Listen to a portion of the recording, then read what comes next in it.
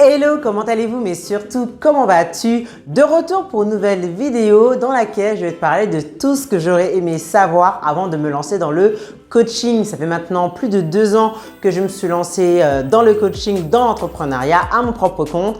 Et je peux te dire que j'en ai fait des erreurs. Il y a des choses que si j'avais su, je l'aurais fait différemment. Donc on y va, je te partage mes conseils. Donc si ça t'intéresse, n'hésite pas, clique, abonne-toi et c'est parti, let's go! Alors, première erreur, on peut dire que j'ai faite, c'est de créer mon site internet. Tu vas trouver ça un peu bizarre parce que souvent, quand on pense à lancer une entreprise, on se dit que avoir un site internet, ça va ensemble. En fait, si tu es créateur de contenu, si tu as une chaîne YouTube, si tu as un compte Instagram ou un compte TikTok où tu fais régulièrement des vidéos, si tu as même un compte LinkedIn sur lequel tu es vraiment très actif, tu fais des publications, tout ce contenu que tu crées, il parle pour toi.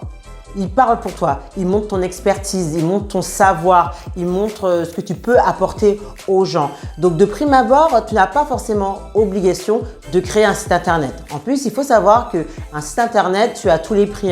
Tu peux commencer à partir de 400 €, mais ça peut aller jusqu'à 2000, 3000 €. Et quand on se lance dans l'entrepreneuriat, et même si c'est des petits revenus complémentaires, même si c'est pas entrepreneur à temps plein, c'est comme un budget à mettre. Et quand tu n'as pas encore eu de clients, tu n'as pas encore fait un gros chiffre d'affaires, mettre autant d'argent dans un site internet, c'est pas forcément le plus judicieux. Pour moi, le plus judicieux avant de créer un site internet, c'est d'avoir une liste d'emails. C'est quoi? Tout simplement, c'est de récupérer les adresses mail de tes futurs potentiels clients. En fait, pour ça, il te suffit de créer soit une formation gratuite, soit un guide gratuit que tu peux partager sur tes réseaux sociaux qui va pousser les gens à mettre leur adresse mail pour pouvoir récupérer cette ressource gratuite. Tout simplement. Ça, je pense que c'est le plus simple. Et même parfois, tu peux commencer même à te lancer dans ton activité sans site. J'ai par exemple l'exemple d'une amie qui est coach en reconversion professionnelle qui maintenant depuis 18 mois, elle accompagne des femmes à faire des choix professionnels ou à faire un boost dans leur carrière. Elle n'a toujours pas de site internet. Et comment a-t-elle pu avoir autant de clients? Parce qu'elle ne désemplit pas, son agenda est tout le temps booké. C'est parce que tout simplement, elle est sur LinkedIn, le réseau social professionnel, mais elle a également fait participer à des forums. Elle a également eu du bouche à oreille, des personnes qui ont travaillé avec elle, on en parlé autour d'elle.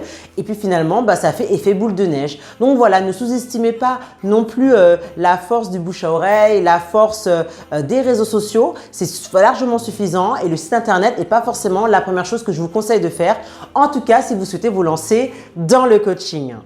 Deuxième conseil, deuxième chose que j'aurais dû faire dès le départ quand je me suis lancée, c'est de me donner des objectifs qualitatifs et quantitatifs. Et surtout quantitatifs. Se donner des objectifs financiers.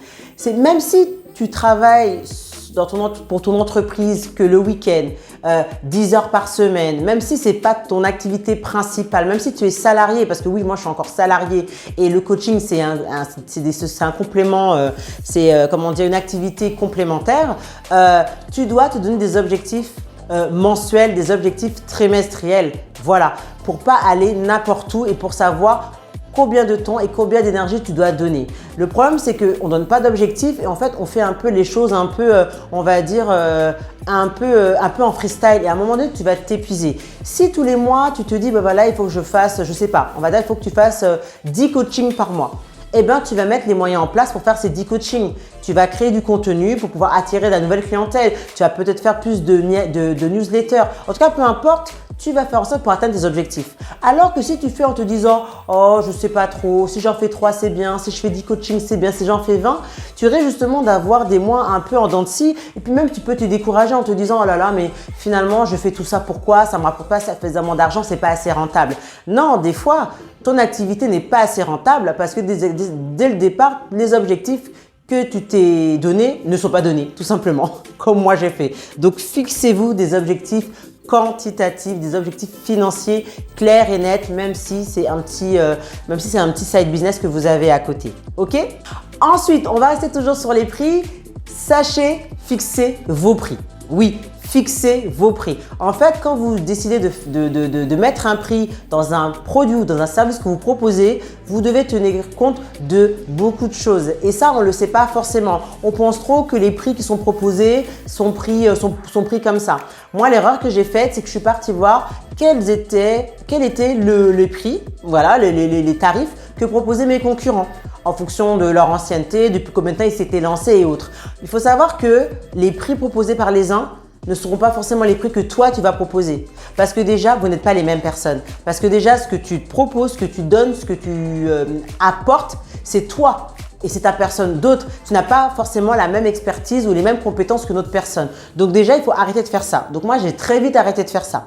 Ensuite, il faut savoir aussi que votre tarif soit haut ou bas, ça ne veut pas dire parce que vous pratiquez des prix bas que ce que vous proposez, c'est médiocre. Souvent, vous entendez des personnes qui vous disent « Non, tu dois mettre des hauts tarifs, c'est important. Plus le tarif est haut, plus ça donne de la valeur. » Oui et non, moi je connais des coachs qui font tarifer 100 € et ce qu'ils proposent, ça vaut au moins 500 €, comme des personnes qui proposent des programmes sur 3 mois à 1000 €.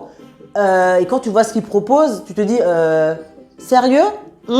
T'es sûr? Tu te moques de moi là quand même, je vous assure. » Donc c'est à vous vraiment de vous poser, de vous demander quel prix vous voulez proposer à votre clientèle et surtout arrêtez de changer les prix. Moi, l'erreur que j'ai faite, c'est que j'ai changé mes prix plusieurs fois pendant les 2 ans où j'ai fait du coaching. Au début, j'avais mis 80 €. Ensuite, j'ai mis 50. Après, franchement, ça allait dans tous les sens. Déjà, c'était pas juste pour moi parce que honnêtement, même quand tu fais une heure de coaching, c'est fatigant.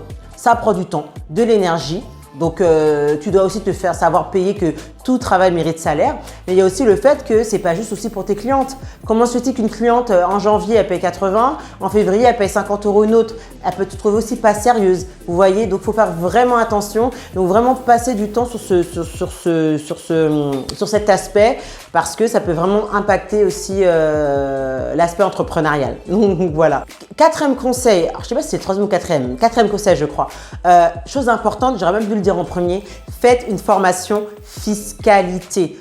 C'est quoi? C'est-à-dire que souvent quand on veut se lancer à son compte, on pense à la micro-entreprise, on pense à ça en tant qu'auto-entrepreneur. Et je vous assure qu'en fait, quand on creuse bien, le statut n'est pas toujours avantageux. Il est avantageux seulement, surtout je pense, si vous travaillez à côté, si vous êtes salarié à côté. Je pense qu'il est avantageux. Par contre, si vous vous mettez à temps plein, auto-entrepreneur, on vous prend énormément de charges, je trouve. Donc, c'est pas toujours, je trouve, le bon statut. Renseignez-vous pour savoir si vous ne devez pas passer tout de suite en société, si vous ne devez pas vous mettre en SASU ou en SARL. Je dis peut-être des bêtises, hein. Mais en tout cas, faites une formation fiscalité. Même apprenez à faire votre comptabilité.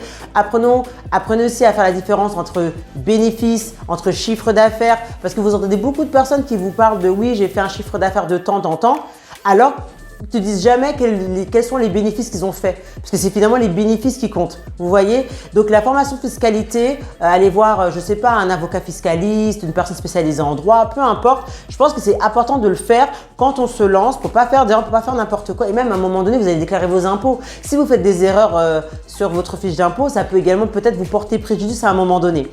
Donc, voilà ce que je peux vous dire à ce niveau-là. La dernière chose que j'aimerais vraiment vous dire, c'est vraiment un conseil d'amis que je peux vous donner. C'est ce qu'il faut savoir avant de se lancer dans le coaching. Ne faites pas pour faire comme les autres. C'est très, très important. Pourquoi je dis ça? Moi, je me suis lancée honnêtement dans le coaching de motivation un peu par hasard. Ce n'était pas du tout mon objectif. Si on m'avait dit il y a 3 ans, fin 2019, que j'aurais fait du coaching, j'aurais dit à cette personne, mais non, qu'est-ce que tu racontes? Je savais que je voulais former les gens, je savais que je voulais faire de l'accompagnement, mais je ne m'étais jamais dit que je serais devenue coach. Pas du tout. En fait, moi, quand j'ai créé ma plateforme, c'est tellement mieux sur Instagram. Donc, pensez à me suivre là-bas si vous ne me suivez pas encore. Moi, au départ, je voulais créer mon compte pour partager des publications motivantes, inspirantes autour de la motivation, autour du développement personnel parce que c'est vraiment quelque chose, un domaine que j'apprécie beaucoup.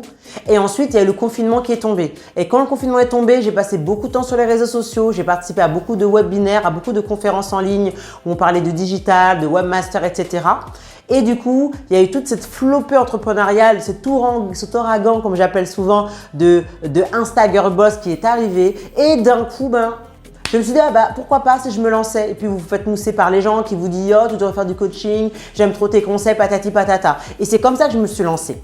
Alors, attention, hein, je ne me plains pas du tout. J'ai énormément de gratitude et je suis vraiment contente pour tout ce que j'ai accompli, pour toutes les personnes qui m'ont fait confiance. Mais n'oubliez pas non plus que quand vous faites les choses, faites-les d'abord pour vous. Est-ce que vous faites les choses pour faire comme une amie, comme la voisine, ou est-ce que vous faites les choses véritablement pour vous? C'est important, car je le vois de plus en plus, il y a de nombreuses personnes qui étaient entrepreneurs, qui sont devenus entrepreneurs par opportunisme, il faut le dire, entrepreneurs suite à un burn-out, suite à une dépression, et je pense que je ferai même une vidéo sur le sujet. Et en fait, c'était pas l'entrepreneuriat qu'il leur fallait, c'était juste qu'ils devaient juste changer de secteur d'activité, juste changer de job. Et vous voyez de plus en plus d'entrepreneurs justement qui commencent à retourner dans le salariat et qui vous disent aussi que ils sont à la limite du burn-out. C'est pas bizarre, le burn-out, entrepreneuriat, le burn-out, c'est pas dans le salariat. Vous voyez ce que je veux dire? Bref, j'en ai fini avec cette vidéo, sinon elle va être beaucoup trop longue. J'espère qu'elle va t'aider. Si toi tu souhaites te lancer dans le coaching ou dans l'entrepreneuriat, j'espère que cette vidéo pourra t'apporter quelques pistes de réflexion et bien réfléchir. Dans tous les cas, n'hésite pas à commenter, à dire ce que tu en penses, à liker, mais surtout à t'abonner pour ne pas rater mes prochaines vidéos.